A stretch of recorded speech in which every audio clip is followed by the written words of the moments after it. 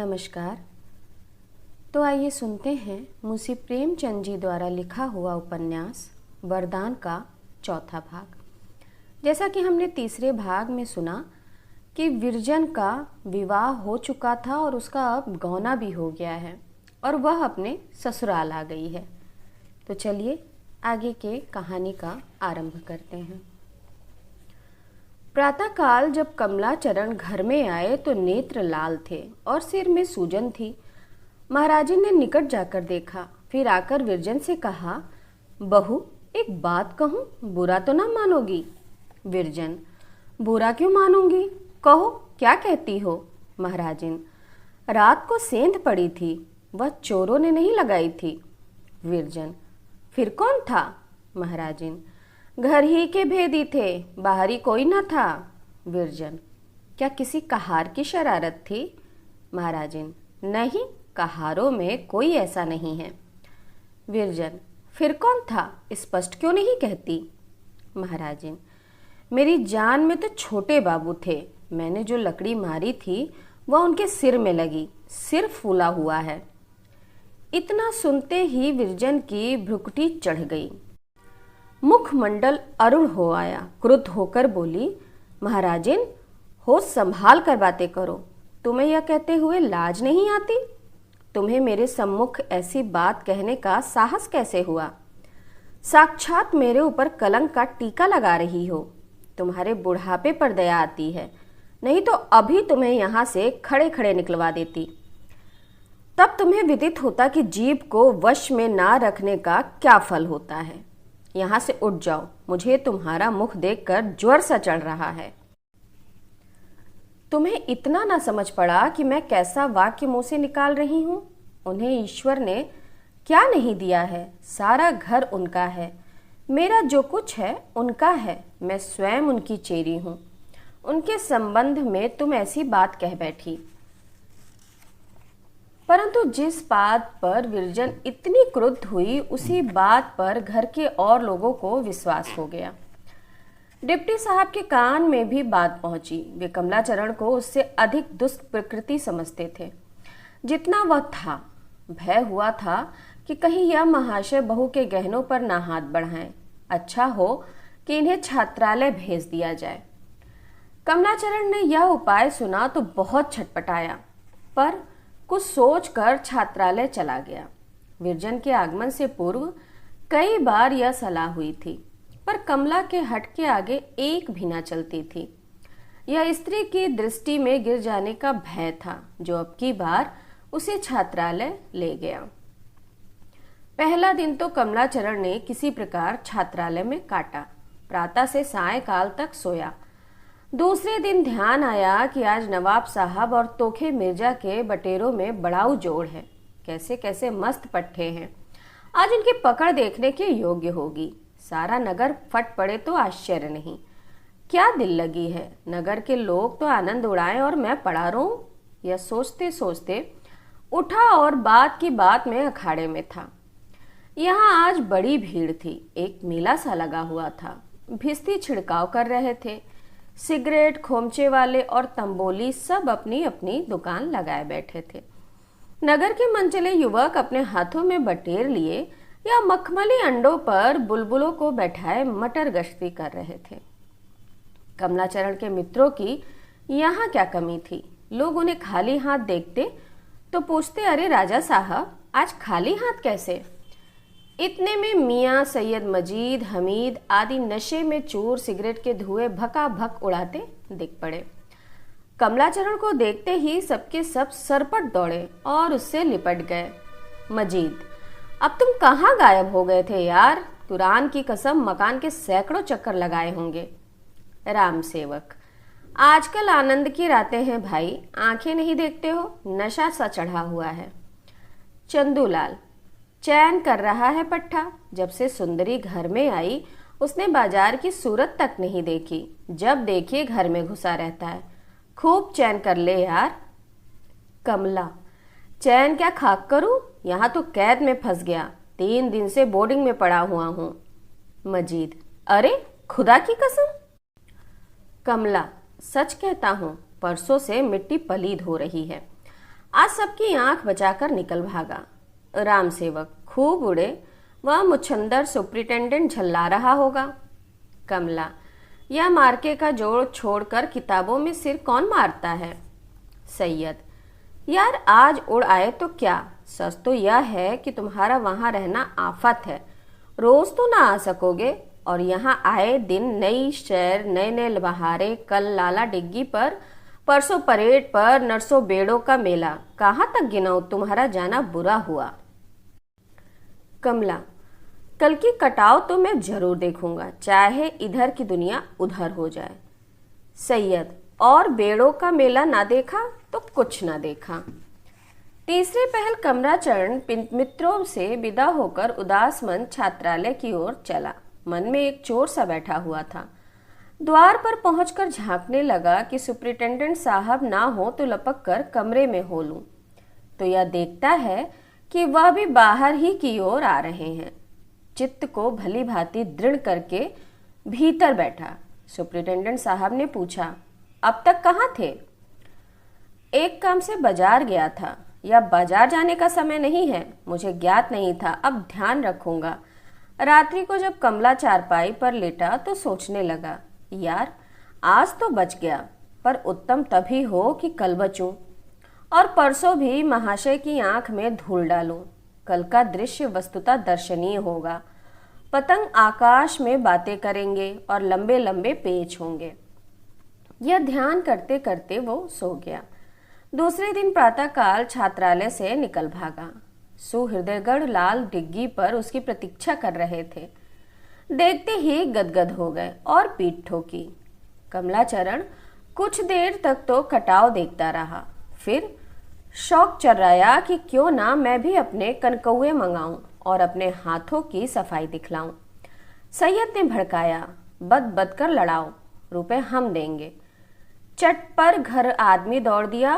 पूरा विश्वास था कि अपने मांझे में सबको परास्त कर देगा, परंतु जब आदमी घर से खाली हाथ आया तब तो उसकी देह में आग सी लग गई। हंटर लेकर दौड़ा और घर पहुंचते ही कहारों को एक ओर से सटर पटर पीटना आरंभ किया। बेचारे बैठे हुक्का तमाकू खा रहे थे। निरपराध अचानक हंटर पड़े तो चिल्ला चिल्ला कर रोने लगे। सारे मोहल्ले में एक कोलाहल मच गया। किसी को समझ में ही ना आया कि हमारा क्या दोष है। वहां कहारों का भली भांति सत्कार करके कमलाचरण अपने कमरे में पहुंचा, परंतु वहां की दुर्दशा देखकर क्रोध और भी प्रज्वलित हो गया। पतंग फटे हुए थे, चरखियां टूटी हुई थीं, मांझे लच्छियां उलझ पड़ी थीं, मानो किसी आपत्ति ने इन यवन योद्धाओं का सत्यानाश कर दिया था। समझ गया कि अवश्य यह माता जी की करतूत है। क्रोध से लाल माता के पास गया और उच्च स्वर से बोला, क्या माँ, तुम सचमुच मेरे प्राण ही लेने पर आ गई हो? 3 दिन हुए कारागार में भिजवाया, पर इतने पर भी चित्त को संतोष न हुआ? मेरे विनोद की सामग्रियों को नष्ट कर डाला, क्यों? प्रेमवती विस्मय से पूछती है, मैंने तुम्हारी कोई चीज नहीं छुई, क्या हुआ है? कमला बिगड़कर, झूठों के मुख में कीड़े पड़ते हैं। तुमने मेरी वस्तुएं नहीं छुई तो किसका साहस हुआ जो मेरे कमरे में जाकर मेरे कनकौए और चरखियां सब तोड़-फोड़ डाले? क्या इतना भी नहीं देखा जाता? प्रेमवती, ईश्वर साक्षी है, मैंने तुम्हारे कमरे में पांव भी नहीं रखा। चलो देखो कौन कौन चीजें टूटी हैं। यह कहकर प्रेमवती तो इस कमरे की ओर चली और कमला क्रोध से भरा आंगन में खड़ा रहा कि इतने में माधवी विरजन के कमरे से निकली और उसके हाथ में एक चिट्ठी देकर चली गई। लिखा हुआ था, अपराध मैंने किया है, अपराधीन मैं हूं, जो दंड चाहे दीजिए। यह पत्र देखते ही कमला भीगी बिल्ली बन गया और दबे पांव बैठक की ओर चला। प्रेमवती पर्दे की आड़ से सिसकते हुए नौकरों को डांट रही थी। कमलाचरण ने उसे मना किया और उसी क्षण कुछ और कनकौए जो बचे हुए थे स्वयं फाड़ डाले, चरखियां टुकड़े टुकड़े कर डाली और डोर में दिया सलाई लगा दी। माता के ध्यान ही में नहीं आता था कि क्या बात है। कहाँ तो अभी इन्हीं वस्तुओं के लिए संसार सिर पर उठा लिया था और कहां आप ही उसका शत्रु हो गया। समझी शायद क्रोध से ऐसा कर रहा हो। मनाने लगी, पर कमला की आकृति से क्रोध तनिक भी प्रकट ना होता था। स्थिरता से बोला, क्रोध में नहीं हूं, आज से दृढ़ प्रतिज्ञा करता हूं कि पतंग कभी ना उड़ाऊंगा। मेरी मूर्खता थी, इन वस्तुओं के लिए आपसे झगड़ बैठा। जब कमलाचरण कमरे में अकेला रह गया तो सोचने लगा, निसंदेह मेरा पतंग उड़ाना उन्हें नापसंद है, इससे हार्दिक घृणा है, नहीं तो मुझ पर यह अत्याचार कदापि ना करती। यदि एक बार उनसे भेंट हो जाती तो पूछता कि तुम्हारी क्या इच्छा है, पर कैसे मुंह दिखाऊं। एक तो महामूर्ख, जिस पर कई बार अपनी मूर्खता का परिचय दे चुका हूं। सेंध वाली घटना की सूचना उन्हें अवश्य मिली होगी, उन्हें मुख दिखाने के योग्य नहीं रहा। अब तो यही उपाय है कि ना तो उनको मुख दिखाऊं और ना अपना मुख देखूं, या किसी प्रकार कुछ विद्या सीखूं। हाय, इस सुंदरी ने कैसा स्वरूप पाया है, स्त्री नहीं अप्सरा जान पड़ती है। क्या कभी वह दिन भी होगा जबकि वह मुझसे प्रेम करेगी? क्या लाल लाल रसीले अधर हैं, पर हैं कठोर हृदय। दया तो उसे छू नहीं गई, कहती है जो दंड चाहे दीजिए। क्या जो दंड दूं? यदि पा जाऊं तो हृदय से लगा लूं। अच्छा, तो अब आज से पढ़ना चाहिए। यह सोचते सोचते उठा और दरबा खोलकर कबूतरों का उड़ाने लगा।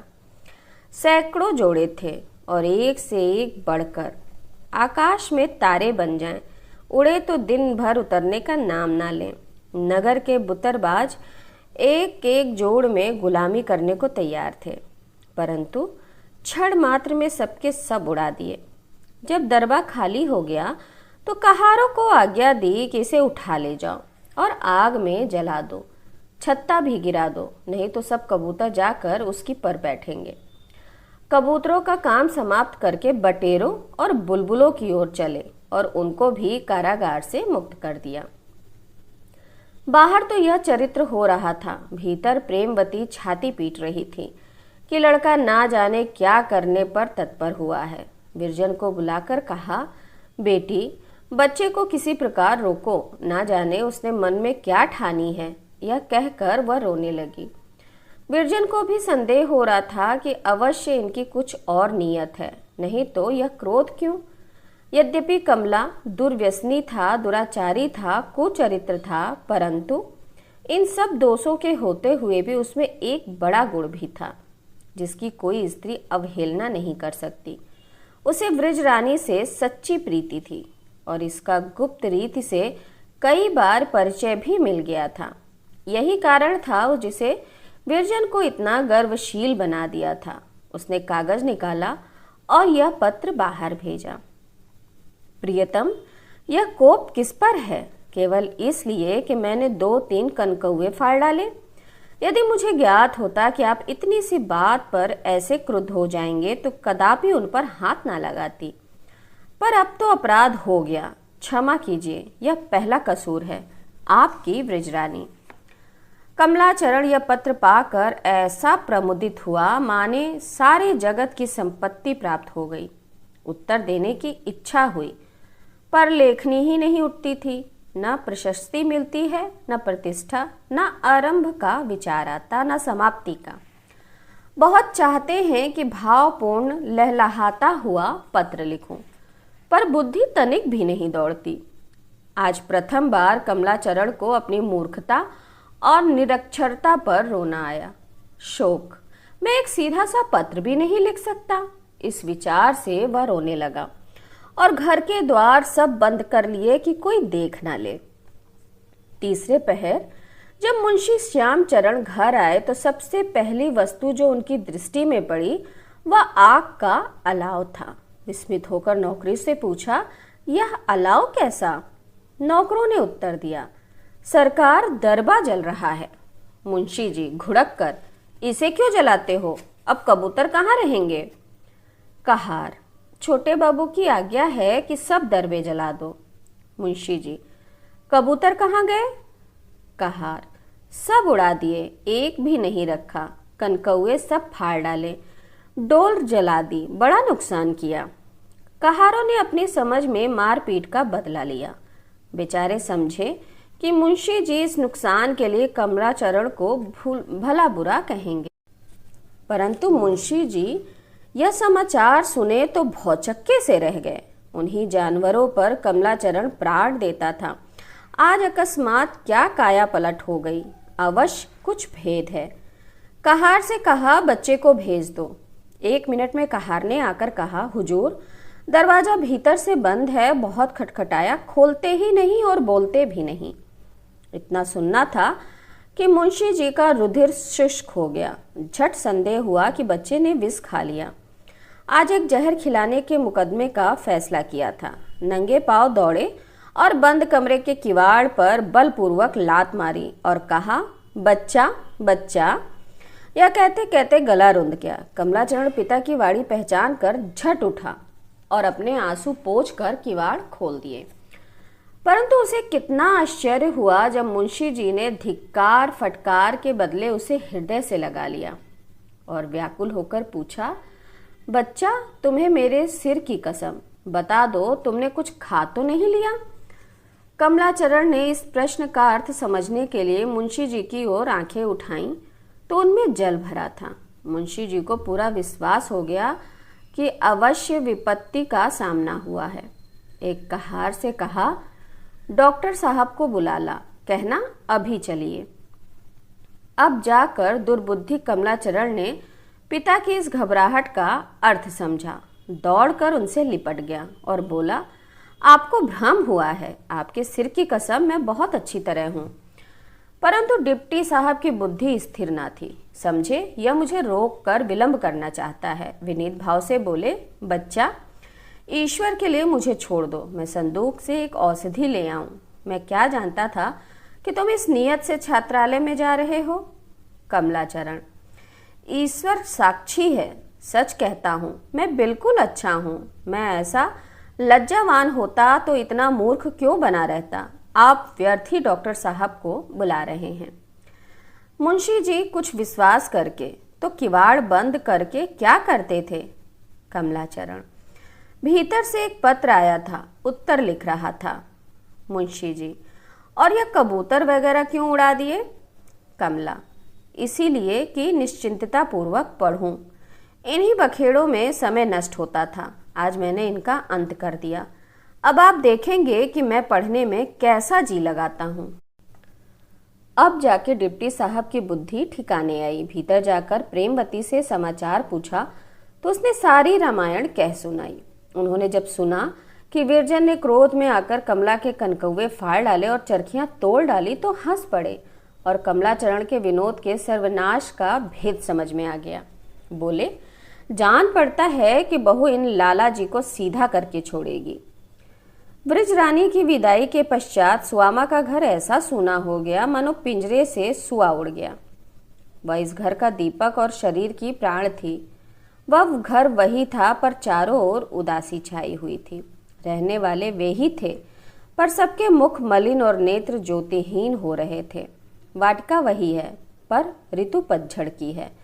विदाई के 1 मास पश्चात मुंशी संजीवन लाल भी तीर्थ यात्रा करने चले गए। धन संपत्ति सब प्रताप को समर्पित कर दी। अपने संग मृगछाला, भगवत गीता और कुछ पुस्तकों के अतिरिक्त कुछ न ले गए। प्रताप चंद्र की प्रेम कांक्षा बड़ी प्रबल थी पर इसके साथ ही उसे दमन की असीम शक्ति भी प्राप्त थी। घर की एक एक वस्तु उसे विरजन का स्मरण कराती रहती थी। यह विचार एक क्षण के लिए भी दूर ना होता था, यदि विरजन मेरी होती तो ऐसे सुख से जीवन व्यतीत होता, परंतु विचार को वह हटाता रहता था। पढ़ने बैठता तो पुस्तक खुली रहती और ध्यान अन्यत्र चला जाता था। भोजन करने बैठता तो विरजन का चित्र नेत्रों में फिलने लगता। प्रेमाग्नि को दमन की शक्ति से दबाते दबाते उसकी अवस्था ऐसी हो गई मानो वर्षों का रोगी है। प्रेमियों को अपनी अभिलाषा पूरी होने की आशा हो या ना हो, परंतु वे मन ही मन अपनी प्रेमिकाओं से मिलने का आनंद उठाते रहते हैं। वे भाव संसार में अपने प्रेम पात्र से वार्तालाप करते रहते हैं, उसे छेड़ते हैं, उससे रूठते हैं, उसे मनाते हैं और इन भावों में उन्हें तृप्ति होती है और मन को एक सुखद और रसमय कार्य मिल जाता है। परंतु यदि कोई शक्ति उन्हें इस भाव उद्यान की ओर सैर करने से रोके, यदि कोई शक्ति ध्यान में उस प्रियतम का चित्र ना देखने दे, तो उन अभागों प्रेमियों की क्या दशा होगी। प्रताप इन्हीं अभागों में था। इसमें संदेह नहीं कि यदि वह चाहता तो सुखद भावों का आनंद भोग सकता था। भाव संसार का भ्रमण अतीव सुखमय होता है, पर कठिनता तो यह थी कि वह विरजन का ध्यान भी कुत्सित वासनाओं से पवित्र रखना चाहता था। उसकी शिक्षा ऐसे पवित्र नियमों से हुई थी और उसे ऐसे पवित्र आत्माओं और नीति परायण मनुष्यों की संगति से लाभ उठाने के अवसर मिले थे कि उसकी दृष्टि में विचार की पवित्रता की भी उतनी ही प्रतिष्ठा थी जितनी आचार की पवित्रता की थी।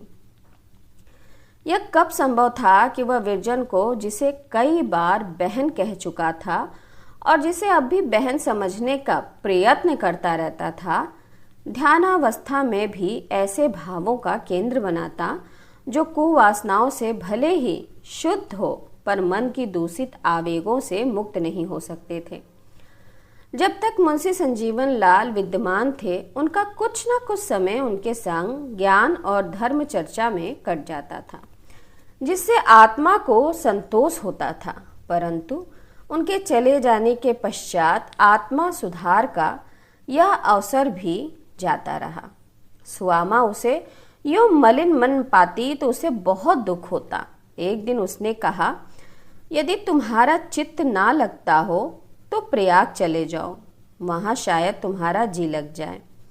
यह विचार प्रताप के मन में भी कई बार उत्पन्न हुआ था, परंतु इस भय से कि माता को यहाँ अकेले रहने में कष्ट होगा, उसने इस पर कुछ ध्यान नहीं दिया था। माता का आदेश पाकर इरादा पक्का हो गया। यात्रा की तैयारियां करने लगा। प्रस्थान का दिन निश्चित हो गया। अब सुआमा की यह दशा है कि जब देखिए प्रताप को परदेश में रहने सहने की शिक्षाएं दे रही है। बेटा देखो, किसी से झगड़ा मत मोल लेना। झगड़ने की तुम्हारी वैसे भी आदत नहीं है, परंतु समझा देती हूँ। परदेश की बात है, फूक फूक कर पग रखना।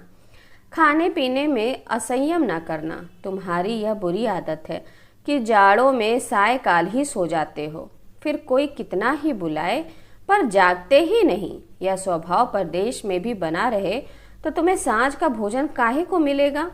दिन को थोड़ी देर के लिए सो लिया करना। तुम्हारी आंखों में तो दिन को जैसे नींद ही नहीं आती है। उसे जब अवकाश मिला बेटे को ऐसी समयोचित शिक्षाएं दिया करती। निदान प्रस्थान का दिन आ गया। गाड़ी 10 बजे दिन को छूटती थी। प्रताप ने सोचा विरजन से भेंट कर लूं, परदेश जा रहा हूं, फिर ना जाने कब भेंट हो। चित्त को उत्सुक किया। माता से कह बैठा। सुआमा बहुत प्रसन्न हुई। एक थाल में मोदक, समोसे और 2-3 प्रकार के मुरब्बे रखकर रधिया को दिए कि लल्लू के संग जा।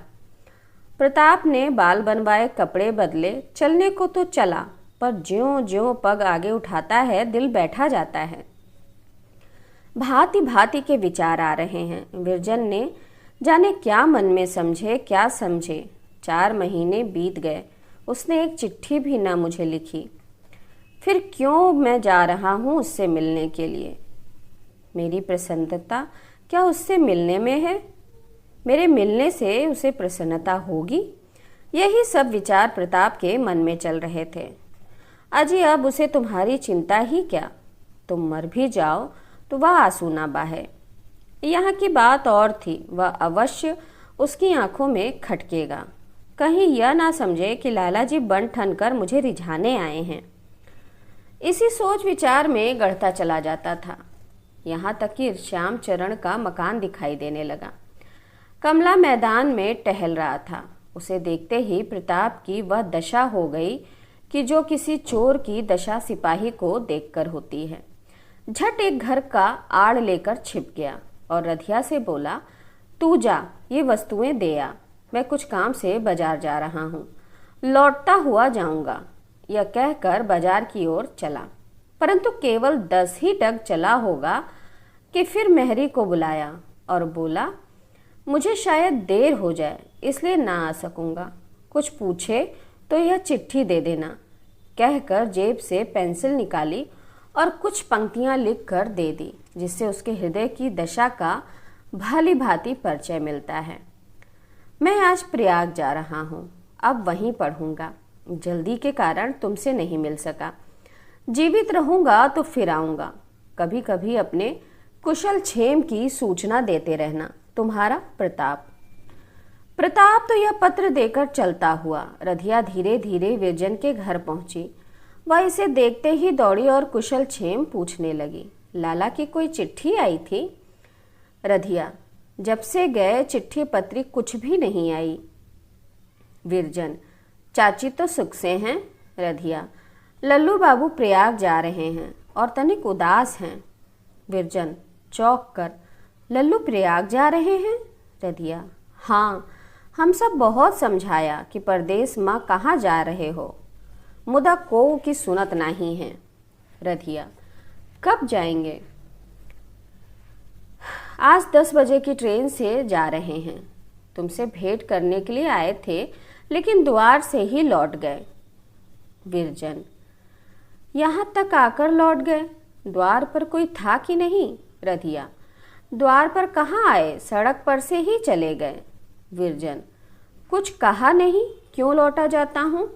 रधिया, कुछ कहा नहीं, इतना बोले कि हमारी ट्रेन छूट रही है और हम जा रहे हैं। विरजन ने घड़ी पर दृष्टि डाली। 8 बजने वाले थे। प्रेमवती के पास जाकर बोली, माता, लल्लू आज प्रयाग जा रहे हैं। यदि आप कहें तो उनसे मिलती आऊं, फिर ना जाने कब मिलना हो और कब ना हो। मेहरी कहती है कि वैसे मुझसे मिलने आते थे, पर सड़क के उसी पार से लौट गए। प्रेमवती, अभी ना बाल गुथवाए, ना मांग भरवाई, ना कपड़े बदले, बस जाने को तैयार हो गई। विरजन, मेरी अम्मा, आज जाने दीजिए। बाल गुथवाने बैठूंगी तो 10 यहीं बज जाएगा। प्रेमवती, अच्छा तो जाओ, पर संध्या तक लौट आना। गाड़ी तैयार करवा लो। मेरी ओर से सुआमा को पालागन कह देना। विरजन ने कपड़े बदले माधवी को बाहर दौड़ाया कि गाड़ी तैयार करने के लिए कहो, और तब तक कुछ ध्यान न आया। रधिया से पूछा, कुछ चिट्ठी पत्री नहीं दी? रधिया ने पत्र निकाल कर दे दिया। विरजन ने उसे हर्ष से ले लिया, परंतु उसे पढ़ते ही उसका मुख कुमला गया। सोचने लगी कि वह द्वार तक आकर क्यों लौट गए, और पत्र भी लिखा तो ऐसा उखड़ा और अस्पष्ट। ऐसी कौन जल्दी थी? क्या गाड़ी के नौकर थे? दिन भर में अधिक नहीं तो 5-6 गाड़ियां जाती होंगी। क्या मुझसे मिलने के लिए उन्हें 2 घंटों का विलंब भी असहनीय हो गया था? अवश्य इसमें कुछ न कुछ भेद है।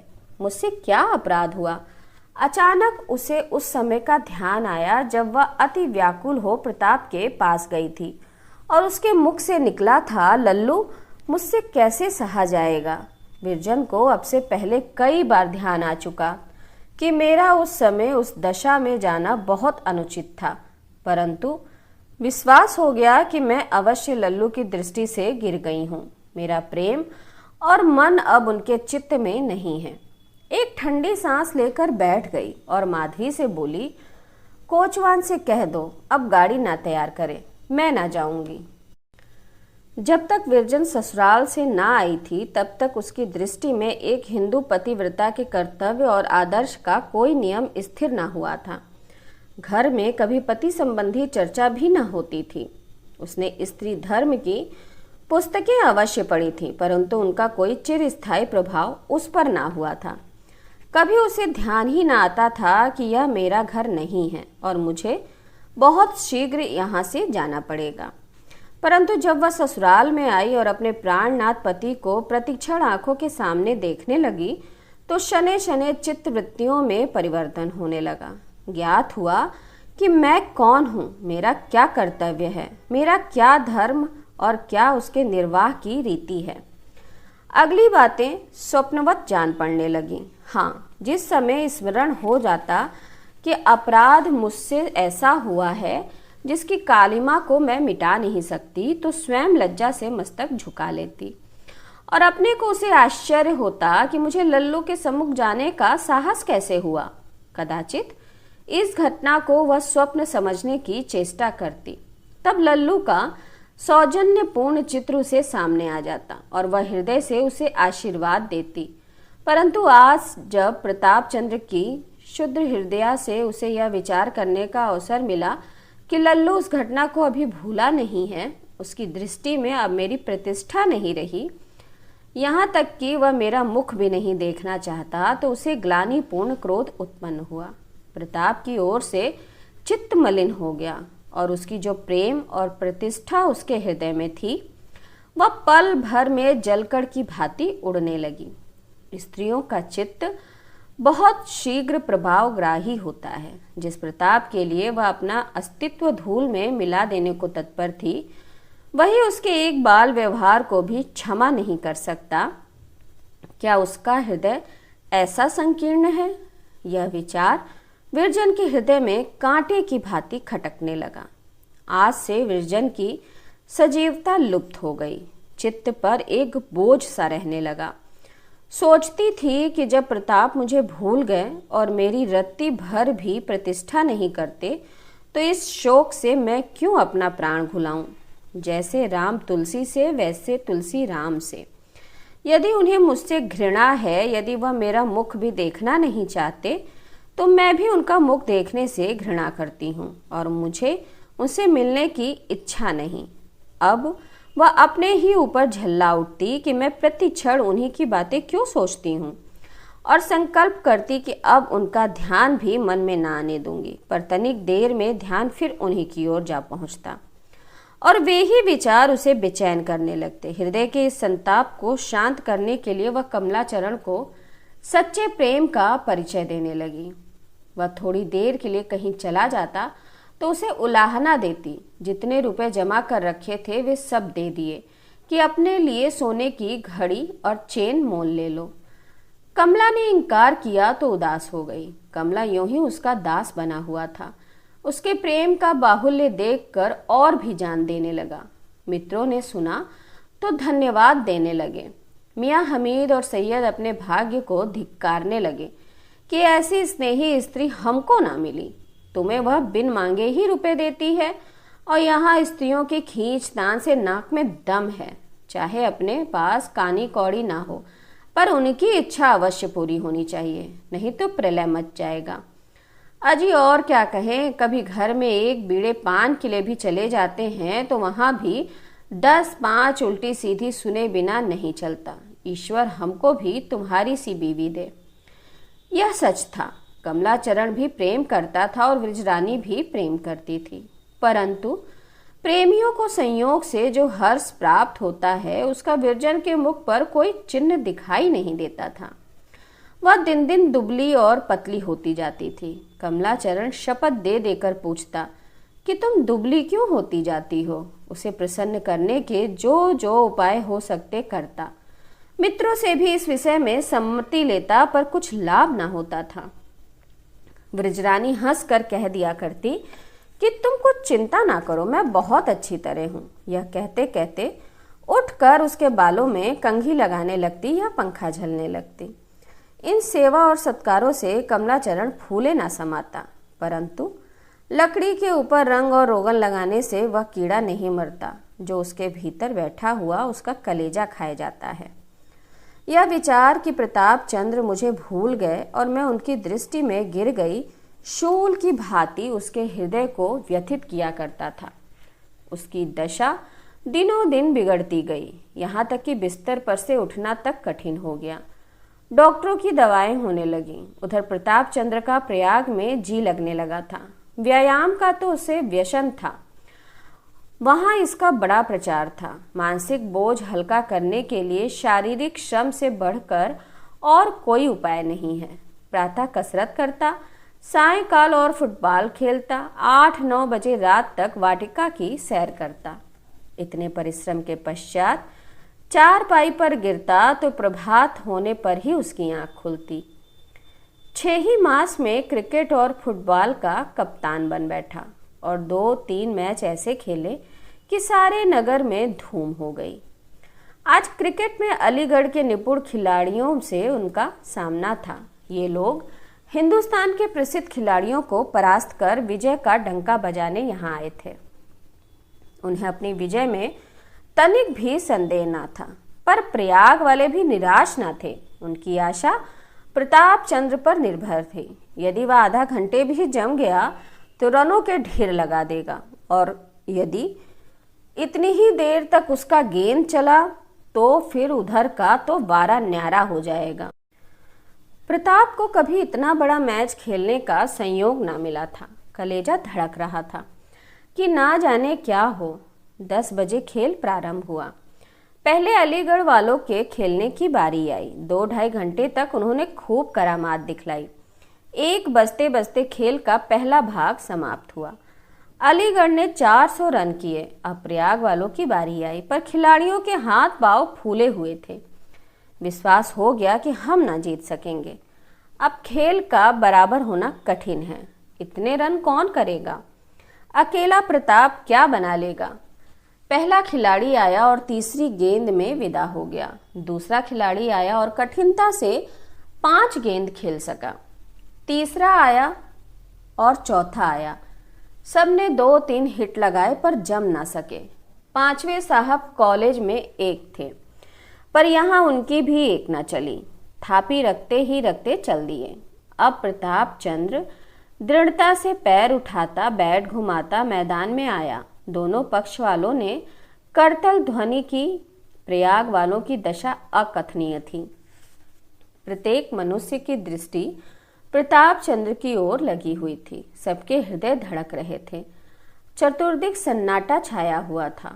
कुछ लोग दूर बैठकर ईश्वर से प्रार्थना कर रहे थे कि प्रताप की विजय हो। देवी देवता स्मरण किए जा रहे थे। पहला गेंद आया, प्रताप ने खाली दिया। प्रयाग वालों का साहस घट गया। दूसरा आया, वह भी खाली गया। प्रयाग वालों का कलेजा नाभि तक बैठ गया। बहुत से लोग छतरी संभाल घर की ओर चले। तीसरा गेंद आया। एक पड़ाके की ध्वनि हुई और गेंद लू की भांति गगन भेदन करता हुआ हिट पर खड़े होने वाले खिलाड़ी से 100 गज आगे गिरा। लोगों ने तालियां बजाईं। सूखे धान में पानी पड़ा। जाने वाले ठिठक गए। निराशे को आशा की बंधी। चौथा गेंद आया और पहले गेंद से 10 गज आगे गिरा। फील्डर चौके, हिट पर मदद पहुंचाई। 5वां गेंद आया और कट पर गया। इतने में ओवर हुआ। बॉलर बदले। नए बॉलर पूरे बधिक थे। घातक गेंद फेंकते थे, पर उनके पहले ही गेंद को प्रताप के आकाश में भेजकर सूर्य से स्पर्श करा दिया। फिर तो गेंद और उसकी थापी में मैत्री सी हो गई। गेंद आता और थापी से पार्श्व ग्रहण करके कभी पूर्व का मार्ग लेता तो कभी पश्चिम का, कभी उत्तर का तो कभी दक्षिण का। दौड़ते दौड़ते फील्डरों की सांसें फूल गईं। प्रयाग वाले उछलते थे और तालियां बजाते थे। टोपियां वायु में उछल रही थीं। किसी ने रुपया लुटाया और किसी ने अपनी सोने की जंजीर लुटा दी। विपक्षी सब मन में कुढ़ते झल्लाते, कभी क्षेत्र का क्रम परिवर्तन करते, कभी बॉलर परिवर्तन करते, पर चातुरी और क्रीड़ा कौशल निरर्थक हो रहा था। गेंद की थापी से मित्रता दृढ़ हो गई थी। पूरे 2 घंटे तक प्रताप पड़ाके, बम, गोले और हवाइयां छोड़ता रहा और फील्डर गेंद की ओर इस प्रकार लपकते जैसे बच्चे चंद्रमा की ओर लपकते हैं। रनों की संख्या 300 तक पहुंच गई। विपक्षियों के छक्के छूटे। हृदय ऐसा भर्रा गया कि एक गेंद भी सीधा ना था। यहाँ तक कि प्रताप ने 50 रन और किए और अब उसने अंपायर से तनिक विश्राम करने के लिए अवकाश मांगा। उसे आता देखकर सहस्त्रों मनुष्य उसी ओर दौड़े और उसे बारी बारी से गोद में उठाने लगे। चारों ओर भगदड़ मच गई।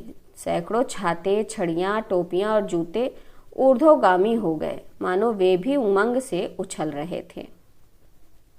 ठीक उसी समय तार घर का चपरासी बाइसिकल पर आता हुआ दिखाई दिया। निकट आकर बोला, प्रताप चंद्र किसका नाम है? प्रताप ने चौंक कर उसकी ओर देखा और चपरासी ने तार का लिफाफा उसके हाथ में रख दिया। उसे पढ़ते ही प्रताप का बदन पीला हो गया। दीर्घ श्वास लेकर कुर्सी पर बैठ गया और बोला, यारो, अब मैच का निपटारा तुम्हारे हाथ में है। मैंने अपना कर्तव्य पालन कर दिया। इसी डाक से घर चला जाऊंगा। यह कहकर वह बोर्डिंग हाउस की ओर चला। सैकड़ों मनुष्य पूछने लगे, क्या है क्या है। लोगों के मुख पर उदासी छा गई, पर उसे बात करने का कहाँ अवकाश। उसी समय तांगे पर चढ़ा और स्टेशन की ओर चला। रास्ते भर उसके मन में तर्क वितर्क होते रहे। बार बार अपने को धिक्कार देता कि क्यों ना चलते समय उससे मिल लिया। ना जाने अब भेंट हो कि ना हो। ईश्वर ना करे कहीं उसके दर्शन से वंचित रहूं। यदि रहा तो मैं भी मुंह में कालिक पोत कहीं मर जाऊंगा। यह सोचकर कई बार रोया। 9 बजे रात को गाड़ी बनारस पहुंची।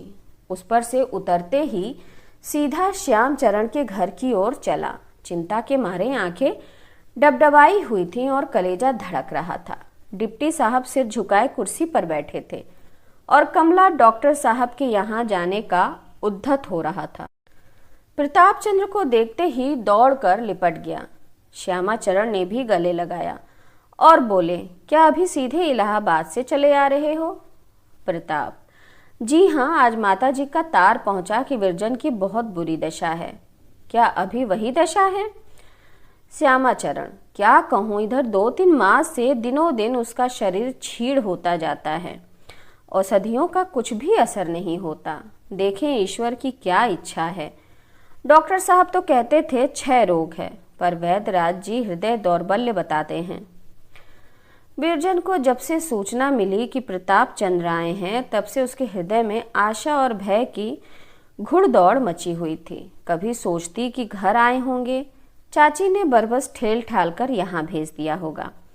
फिर ध्यान हुआ हो ना हो मेरी बीमारी का समाचार पा घबरा कर चले आए हों, परंतु नहीं, उन्हें मेरी ऐसी क्या चिंता पड़ी है। सोचा होगा कहीं मर ना जाए। चलूं, सांसारिक व्यवहार पूरा करता हूँ। उन्हें मेरे मरने जीने का क्या सोच। आज मैं भी महाशय जी से खोल कर बात करूंगी। पर नहीं, बातों की आवश्यकता ही क्या है। उन्होंने चुप साधी है तो मैं क्या बोलूं। बस इतना कह दूंगी कि बहुत अच्छी हूँ और आपके कुशल की कामना करती हूँ। फिर मुख ना खोलूंगी। और मैं यह मैली कुचैली साड़ी क्यों पहने हुए हूँ? जो आज अपना सहदेवी ना हो, उसके आगे यह वेश बनाए रखने से लाभ? वह अतिथि की भांति आए हैं, मैं भी पाहुनी की भांति उनसे मिलूंगी। मनुष्य का चित्त कैसा चंचल है। जिस मनुष्य की अकृपा ने विरजन की यह गति बना दी थी, उसी को जलाने के लिए ऐसे ऐसे उपाय सोच रही थी। तो आज यहीं तक। इस उपन्यास का अगला भाग लेकर मैं फिर आपके सामने प्रस्तुत होंगी। नमस्कार।